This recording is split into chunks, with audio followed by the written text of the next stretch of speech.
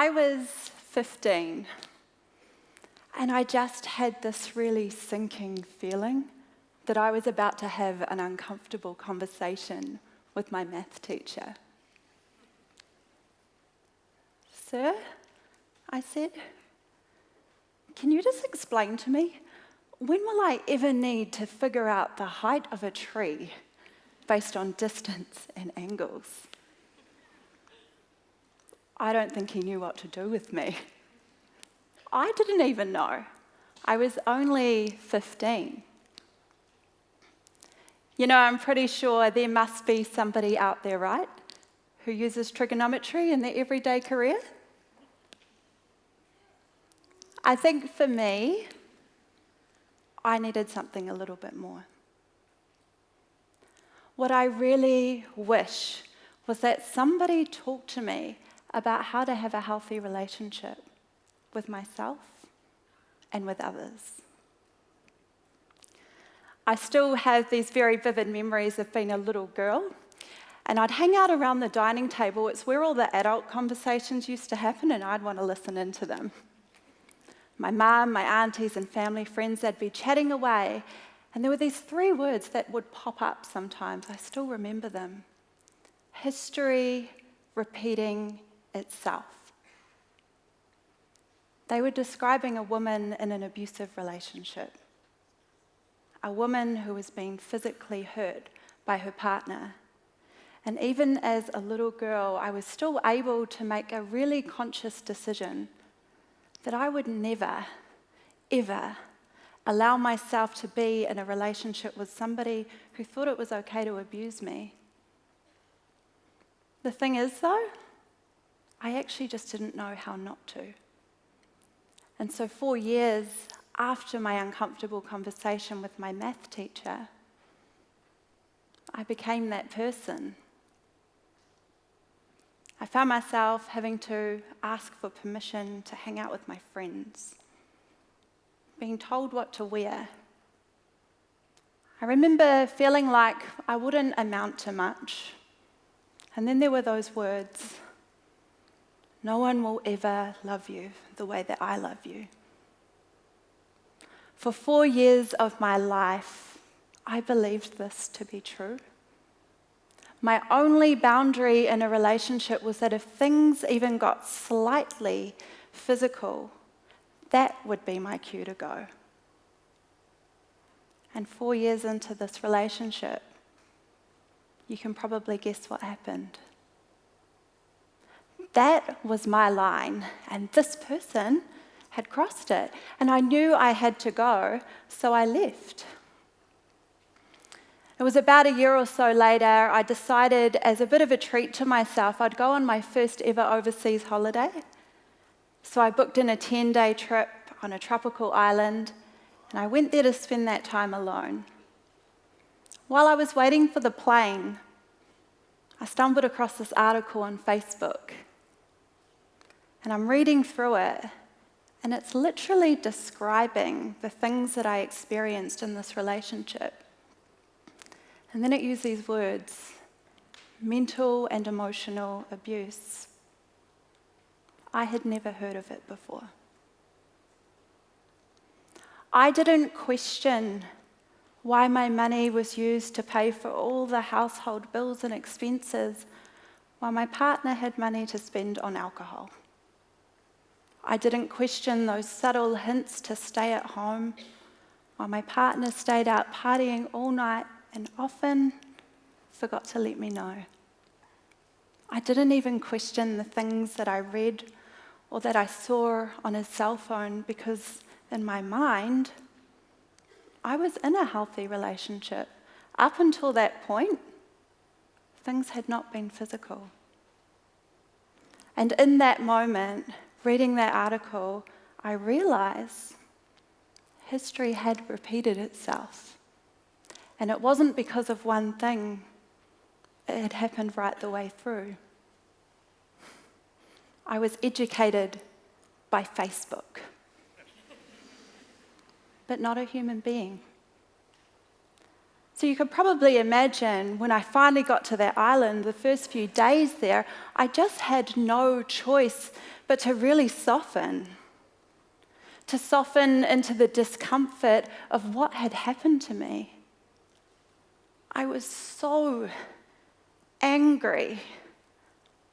How could nobody have taught me about this before? We are talking about 4 years of my life. It fired me up. I wanted to do something about it. So I did. In 2015, I launched the organisation Prepair NZ. I work with young girls around the country and I teach them how to have a healthy relationship. Firstly, with themselves, then with others. I teach them how to identify the early signs of abuse in a relationship and to know what to do if they witness it or experience it. It was only a couple of weeks ago and I just sat around a table. I had 15-year-old girls with me. I told them how I didn't always have the best relationship with myself. I told them I used to look for love in some pretty funny places, like a packet of Tim Tams. Sometimes bottles of wine. And other times it was in a nightclub. Told them how every single time I came up short and I looked up and around this table I've got these girls and they're laughing, they're grinning, they're nodding their heads because they know exactly what I'm talking about. And then I go on to tell them the story about how I once renegotiated my worth for what I honestly thought was love. Told them how I silenced myself, how I isolated myself from the people who love me and know me most. And I look up, and I still have these girls around the table looking at each other, nodding their heads. But this time, they're crying. These girls, they knew and they understood exactly what I was talking about, and they're only 15. 15, the same age that I was when I had that uncomfortable conversation with my math teacher. Sometimes I ask the question, hey girls, what's self-love? I remember this one girl kind of threw her hand up and said, is it painting your nails? What I can tell you is the program that I run, I hold the space for conversations that run far deeper than some nail polish, right? I talk about values. Setting personal boundaries, being true to who you are and owning that. And what's happened really naturally over time is I've started to attract girls in their 20s and they come to me and they say, how do I get some of this self-love stuff? And so now I get to offer presentations, workshops, and a bit of one-on-one coaching as well with my peers to help them through a time that I know is very challenging. You see, I used to think the hard part would be leaving an abusive relationship. I learned very quickly it wasn't. What was hard was being able to stand in your own company and be comfortable. Learning to really, really love yourself. And so I just love that the work that I do is meaningful and purposeful, and it really makes a difference for these people. You know, these uncomfortable conversations, they do get easier over time. I know that for sure. What started for me as just an Instagram account and a blog has now blown up and become this thing that's far greater than I ever could have imagined. To the point now where I've worked with places like the It's Not Okay campaign and the police to help carry out work that I really, really believe in. I'm playing my part to help prevent domestic violence in our country. The thing is, though, that I know I can't do this on my own. And so I wanted to ask you today, would you help me? Would you help me to have some of these uncomfortable conversations? It is not easy for me to stand here and own the fact that I once became history repeating itself, even though I promised myself that I wouldn't.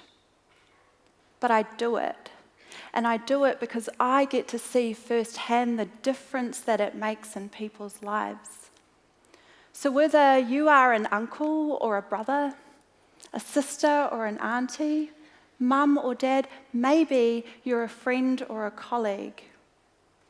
What are the subtleties that you notice that make you feel uncomfortable? Will you start a conversation there?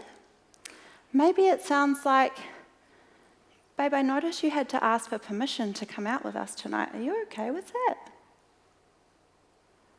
Hey, I heard your partner tell you what to wear.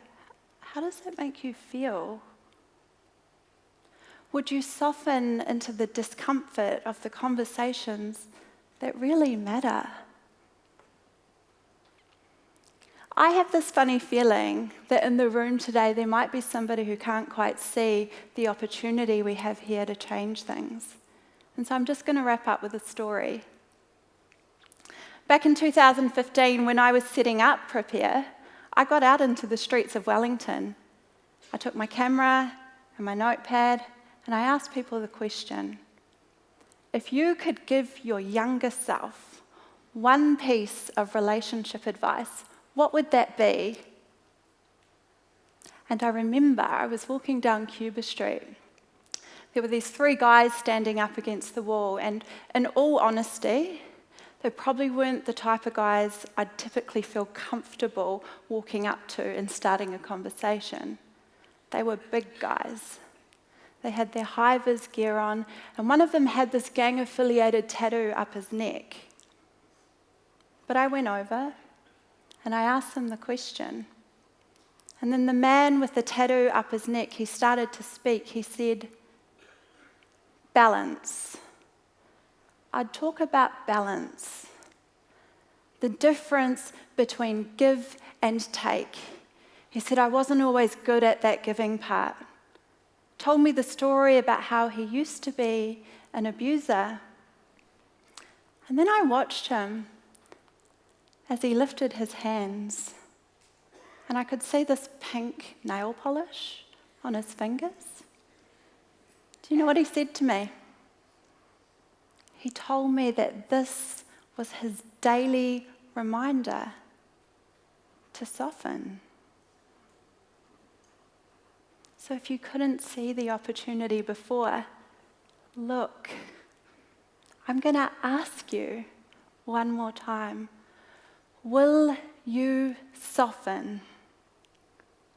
Soften into the discomfort of the conversations that really matter. And if you can't do it for you, will you do it for somebody else? Will you soften? Thank you.